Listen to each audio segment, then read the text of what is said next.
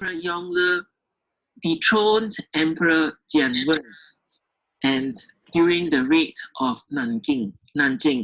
And Emperor Yongle was perhaps the method that Emperor Yongle used to replace the second emperor was unusual. Dethroning the grandson of Emperor Hongwu and moving the position of the emperor up one generation is. Let's stop for sure. Do you realize that in Chinese history, the position of emperor, when we talk about succession to the position of emperor, this is very true for the Qing dynasties. Okay, for Qing dynasty. Could you turn up your volume, please? Yeah. Yes. You can't hear me? Can you hear me now? You're very soft. Zane's louder than you. Yeah, that ain't right. And I'm supposed to be the quiet one. You mean You sure? Zane is louder than you? Okay.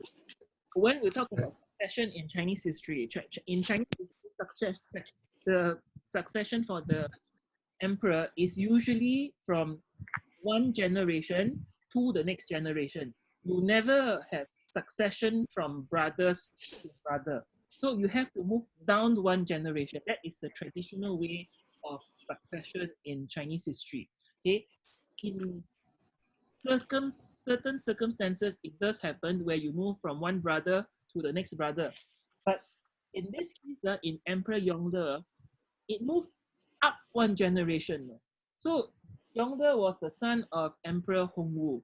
So it moved up one generation. That means the first emperor passed to the grandson, and the third emperor is the uncle of the second emperor. So this is a very rare occasion. Okay? But the idea of pushing one generation down can also bring problems. That when you push down one generation, if the emperor dies young, then the next generation will be an infant. So that also is another problem. So let's go back to our class again. Typical in Chinese history. Thus, as an early Yongle had to legitimize his rule. Yongle made many changes in the Ming Dynasty. He purged all the Confucian scholars who did not support him. He revamped and extended the Confucian imperial examinations, which means, unlike his grandfather, Emperor Hongwu, instead of trusting the people nearest to him, his relatives by blood, Yongle had a new group of close trustees, and these people who he trusted the most were the people who went through the imperial examination system. And Yongle wanted to remove himself from Nanjing, so he shifted the capital to Beijing, the northern capital, and started off the construction of the Forbidden City. So if you were to go to Beijing today, the Forbidden City that you see as one of the most important tourist attractions is built during the reign of Emperor Yongle. And we also remember Emperor Yongle, the main reason of his exploration of the world through Admiral Cheng He. Perhaps the only time in Chinese history that China looked outwards instead of inwards. Now, the economic progress of the Ming Dynasty. Unlike previous dynasties, the Ming Dynasty changed its approach to commercial activity. Almost similar to Tang Dynasty, the Chinese cities were now market centers of trade. Trade was important in the sense of buying, selling, and transporting of goods. And through, for example, Yongle's period of rule, there was an outward outlook, bringing in foreign products to China. However, in a Confucian society, merchants were not. Thus, unlike in Europe, Ming China was unable to shift into mercantilism, was unable to move into industrial revolution. the emphasis of Chinese Confucianism, the emphasis on scholars, the emphasis on artists, on poets, have very little impact on economic progress of China. And you will see that after the closing of doors of Ming China, economic progress of China, whether it is Ming Dynasty or Qing Dynasty, would have stagnant, because the ability to look outwards was changed towards looking in. International trade. The traditional way of doing international trade is tributary trade. Tributary trade is an unequal diplomatic relations. Trade will only take place between China and neighboring states. These neighboring states were vassal states of China, for example, Japan, Vietnam, Korea, or parts of Southeast Asia. It is only in the 1500s that a new type of trade will explode. And this new type of trade will be the European. Initially, the Portuguese, and then also the Spanish, and much later, the French and the British. However, when the Portuguese first came to China, there were very few things that the Chinese wanted from the Portuguese. But the European traders wanted the exotic products of China, for example, tea, silk, and linen. None of these items were able to be produced in the West. Thus, China had very little desire for European products, but the Europeans had a lot of desire for Chinese products. Until the 19th century, international trade between China and the West was very imbalanced, was not balanced. China did not want anything from the West, so it did not buy anything from the West. And when the West bought products from China, they paid in silver dollars. So the silver dollars went to China, but did not come out of China. There was a severe drain of international power for the Europeans. Now let's look at Ming's political system. The Ming inherited much of China's political system. The top of the political system is the emperor. The emperor is the son of heaven. He ruled with a very realistic and authoritarian view. Traditionally, the emperor is helped by a group of Confucian scholars, bureaucratic Confucian scholars. However, by the Ming Dynasty, the emphasis of rote learning, the emphasis of memorization has depleted the creativity of these imperial scholars. The imperial scholars looked inwards, able to innovate to progress of the time. And during the Ming Dynasty, a new group of political appointees became important, the palace eunuchs. Emperor Hongwu was one of the few Chinese emperors who depended on the palace eunuchs. A similar system can be seen in the Ottomans, where through the Janissaries or military eunuchs, the Ottomans trusted these military eunuchs.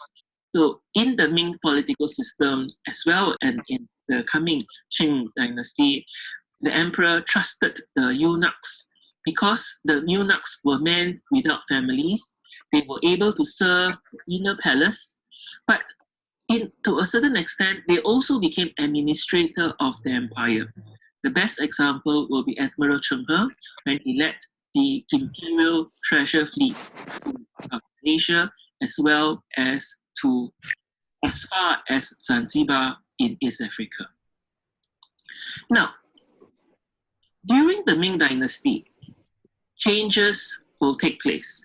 And the biggest change will be how to deal with the foreigners. Traditionally,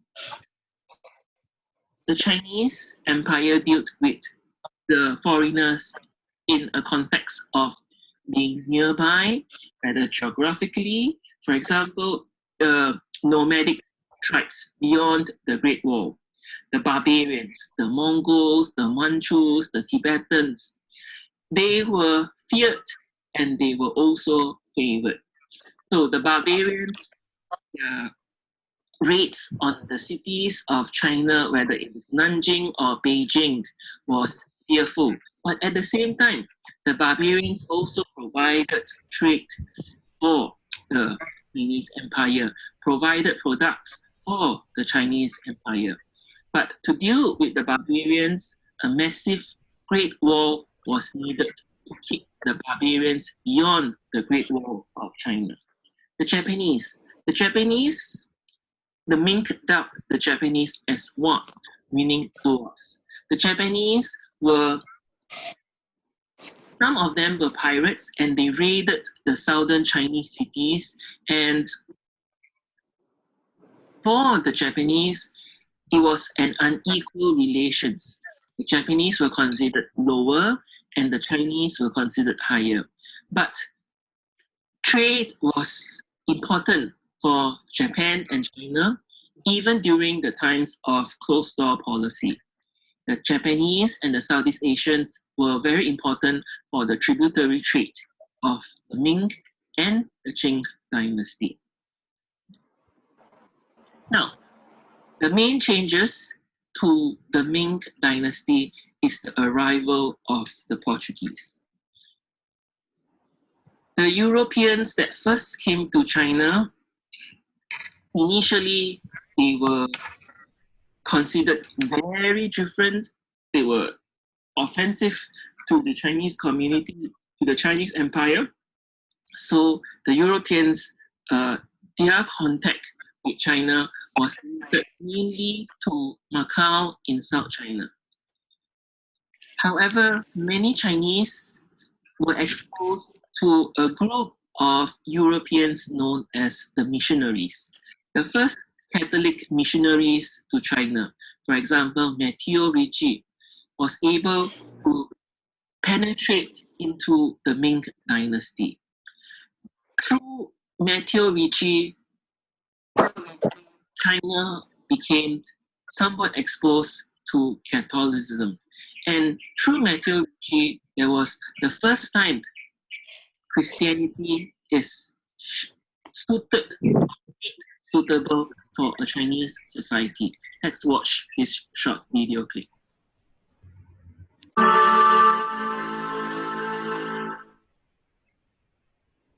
Matteo Ricci was a Jesuit missionary priest who evangelized China. He was born in Macerata, Italy on October 6, 1552. He studied at his city's Jesuit school, and at the age of 16 he traveled to Rome where he studied law. In 1571, he entered the Society of Jesus and became a scholar of mathematics and astronomy. In 1577, he asked to join a missionary expedition to Asia and arrived the next year at Goa, India, where he was ordained a priest. In 1582, he traveled to China, where he learned the native language in order to evangelize. He came to be known as Master Li Mateo, or simply Li, for his great learning. Father Ricci wrote the first Chinese catechism and composed the first map of China, which he showed the emperor to prove that China was not the center of the earth. He translated the works of Confucius into Latin and adapted the liturgical rites to the mentality of the Chinese. He died in Peking on May 11, 1610. Pope Benedict XVI marked the 4th centenary of his death by remembering Father Ricci as a model of dialogue and respect for other believers who carried out a great work of Christian enculturation in China. We'll see more. Let's stop this for a short while. You know, Matteo Ricci was very important for Chinese history. Matteo Ricci was very important for Chinese history because Matteo Ricci, when he went to China, he preached. He did not preach Roman Catholicism as Roman Catholicism. He preached as a form of Chinese culture, So when he said God, God, this word called, this phrase called Tianzu, which means Lord of Heaven. So when he started to teach Christianity,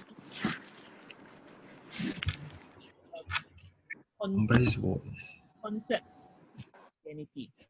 No, in the Catholic Church, Matthew Ricci, only this he went to about like 1500, in the 1500s, right? Can you imagine Matthew Ricci was only canonized? So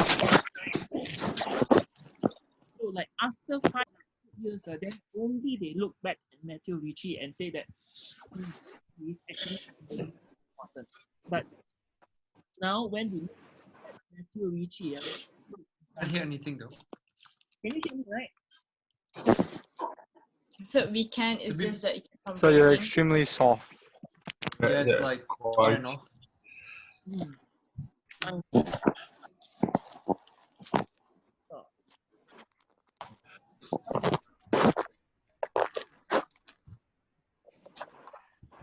Or do I have to go very, very near to the mic? Is it better? Or is it the same? Yeah, it's all right. Leon, was it the same? Or was it different this now? What religion was better though? The quality, the sound quality. Oh. Okay, what could have happened? Mr. Clarence, maybe try using like headphones or something? Yeah. The microphone and Headphones.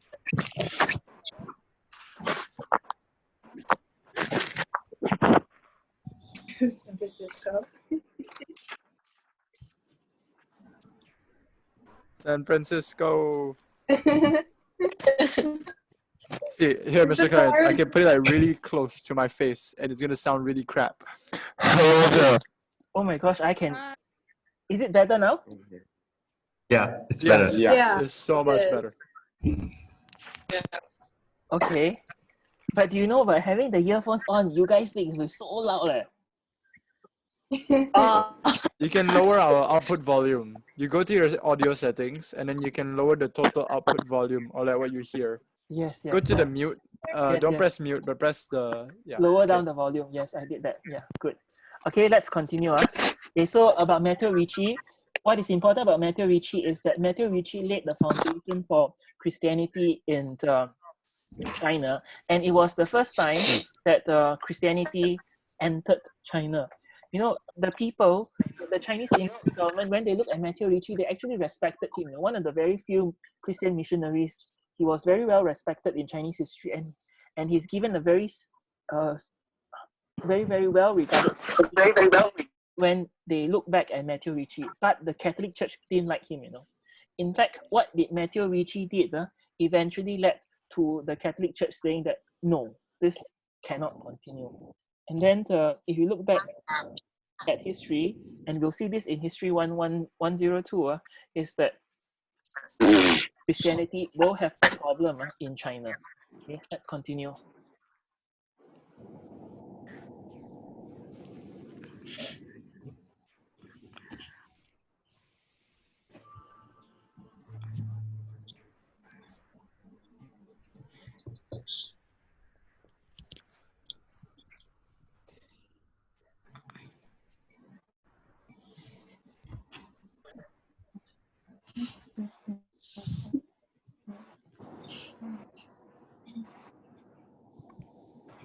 Hi, Karin. Hi. Hi, Osman. Can you hear me? Yeah. Hello. Do you hear my cat? My cat's like that. Sir, look. Yasmin, yes, I can hear you. Do you see my cat? Mr. Clarence. What does your cat look like? What kind of Look cat at is it? Scared of me. Your cat. Look at him. Oh. Yes, we'll do the cat stuff later. Okay, let's go back to our classes. Yasmin, welcome to our class. Okay. I can't see the cat. I'm sad. Too late. Can't show our cat. No. Where's my charger?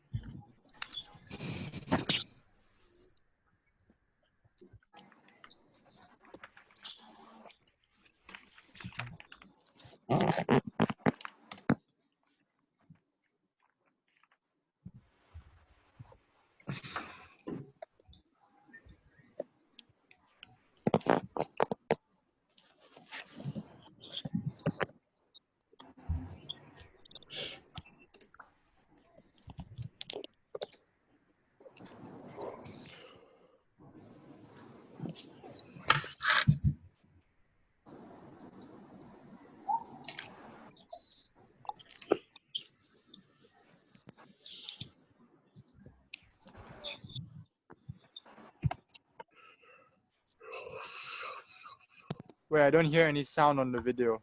Yeah. Yeah. Has he played it?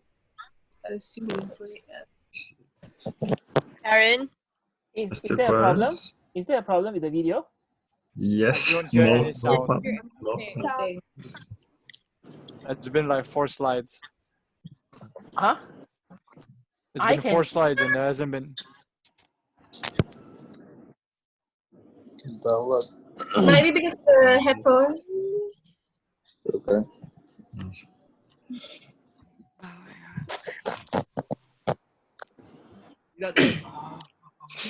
Oh. Example. These also